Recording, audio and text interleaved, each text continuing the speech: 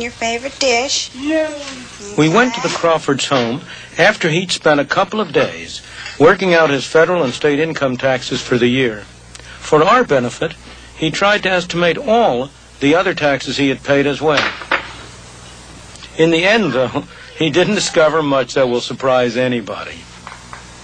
Inflation is going up. Everything's getting more expensive. No matter what you do, as soon as you walk out of the house, everything's going up. Your gas bills keep going up, electric bills, your gasoline. You could name 1,000 things that are going up, but just everything's going sky high. Your food. My wife goes to the grocery store. We used to live on, say, $60 or $50 every 2 weeks just for our basic food.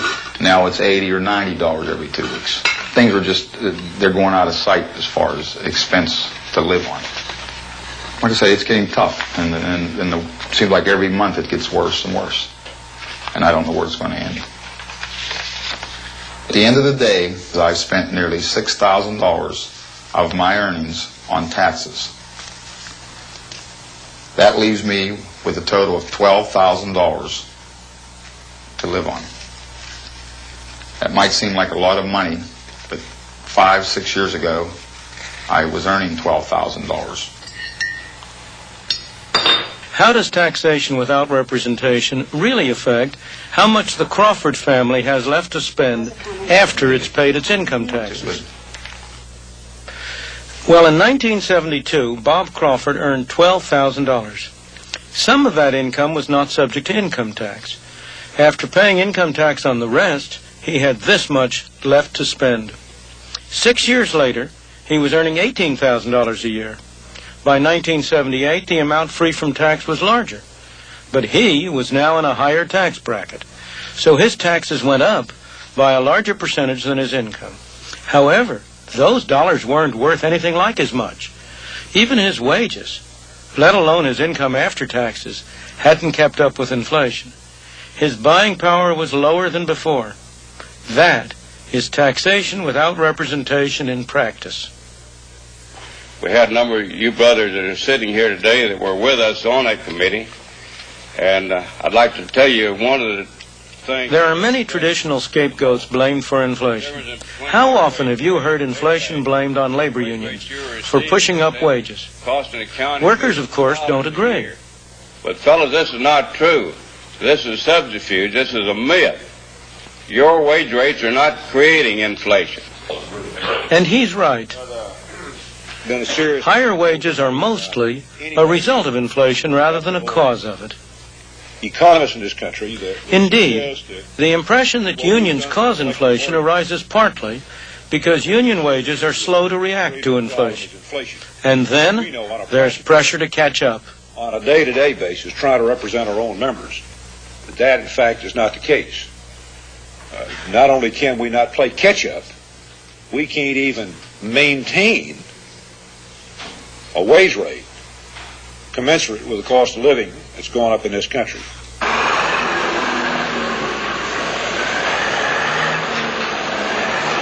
Another scapegoat for inflation is the cost of goods coming from abroad. Inflation, we're told, is imported. Higher prices abroad driving up prices at home. It's another way government can blame someone else for inflation. But this argument, too, is wrong. The prices of imports in the countries from which they come are not in terms of dollars. They're in terms of lira or yen or other foreign currencies.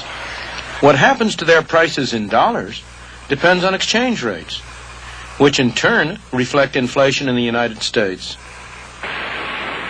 Since 1973, some governments have had a field day blaming the Arabs for inflation. But if high oil prices were the cause of inflation, how is it that inflation has been less here in Germany, a country that must import every drop of oil and gas that it uses on the roads and in industry, than, for example, it is in the United States, which produces half of its own oil? Japan has no oil of its own at all. Yet at the very time that the Arabs were quadrupling oil prices, the Japanese people were bringing inflation down from 30 to less than 5% a year. The fallacy is to confuse particular prices, like the price of oil, with prices in general. Back at home, President Nixon understood this. Now here's what I will not do. I will not take this nation down the road of wage and price control, however politically expedient that may seem. Controls and rationing may seem like an easy way out, but they are really an easy way in to more trouble. To the explosion that follows when you try to clamp a lid on a rising head of steam without turning down the fire under the pot. Wage and price controls only postpone a day of reckoning, and in so doing they rob every American of a very important part of his freedom. Now listen to this. The time has come for decisive action, action that will break the vicious circle of spiraling prices and costs. I am today ordering a freeze on all prices and wages throughout the United States for a period of 90 days. In addition, I call upon corporations to extend the wage price freeze to all dividends. Many a political leader has been tempted to turn to wage and price controls, despite their repeated failure in practice. On this subject, they never seem to learn. But some lessons may be learned. That happened to British Prime Minister James Callaghan, who finally discovered that a very different economic myth was wrong. He told the Labour Party conference about it in 1976. We used to think that you could spend your way out of a recession and increase employment by cutting taxes and boosting government spending. I tell you in all candor that that option no longer exists.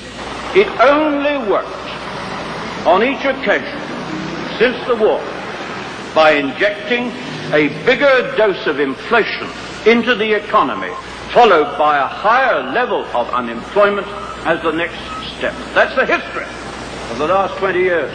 Well, it's one thing to say it. One reason why inflation does so much harm is because it affects different groups differently.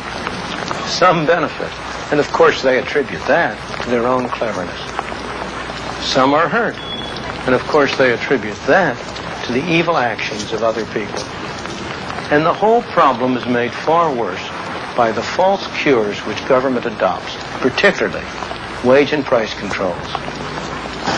The garbage collectors in London felt justifiably aggrieved because their wages had not been permitted to keep pace with the cost of living.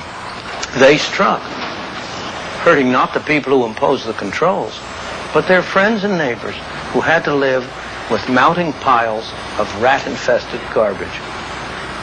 Hospital attendants felt justifiably aggrieved because their wages had not been permitted to keep up with the cost of living. They struck, hurting not the people who imposed the controls, but cancer patients who were turned out of hospital beds. The attendants behaved as a group in a way they never would have behaved as individuals. One group is set against another group. The social fabric of society is torn apart, inflicting scars that it will take decades to heal, and all to no avail, because wage and price controls, far from being a cure for inflation, only make inflation worse. Within the memory of most of our political leaders, there's one vivid example of how economic ruin can be magnified by controls, and a classic demonstration of what to do when it happens. Germany, 1945, a devastated country, a nation defeated in war. The new governing body was the Allied Control Commission, representing the United States, Britain, France, and the Soviet Union. They imposed strict controls on practically every aspect of life, including wages and prices.